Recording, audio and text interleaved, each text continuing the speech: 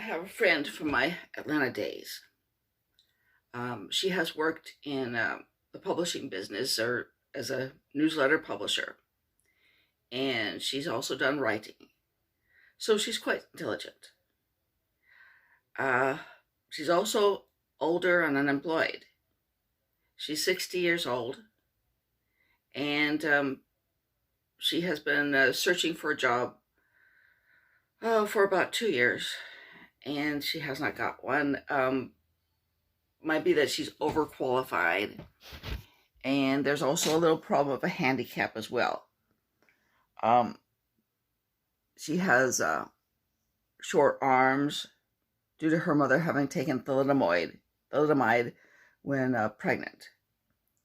Okay, now I actually suggested to her panhandling.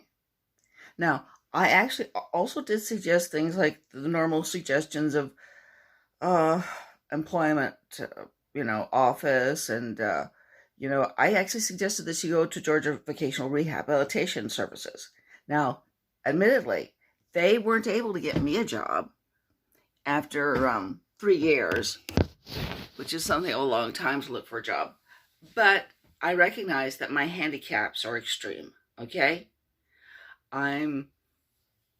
And for that reason, they might be able to help her, who is not as extremely handicapped as I am, even though they could not help me get a job. Okay, so I did suggest that, although I didn't suggest it with a lot of enthusiasm because, after all, they didn't help me. But anyway, I also did suggest to her panhandling, okay? Because panhandling, for me, it did work. I did actually make some money by panhandling. I made a friend by panhandling. And in fact, the friend that I made through panhandling actually suggested that I go to his house and clean it up, and he would pay me. Unfortunately, the time period he wanted me to come to his house and clean it up conflicted with an appointment I had through Georgia Vocational Rehabilitative Services for a job interview. So actually, I did go to the job interview.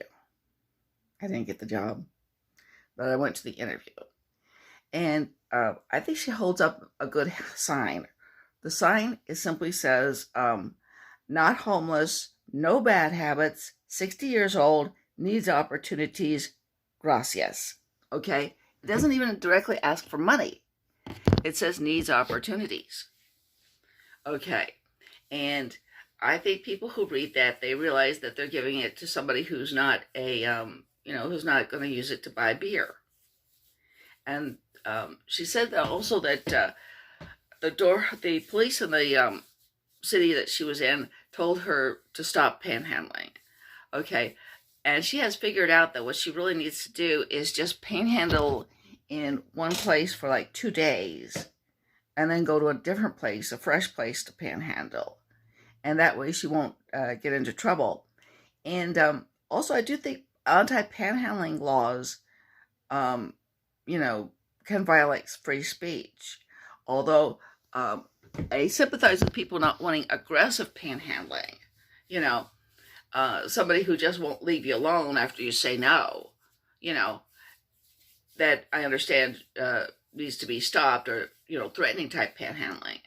But just holding up a sign and telling people your circumstances, that's freedom of speech. And I hope you enjoyed hearing that.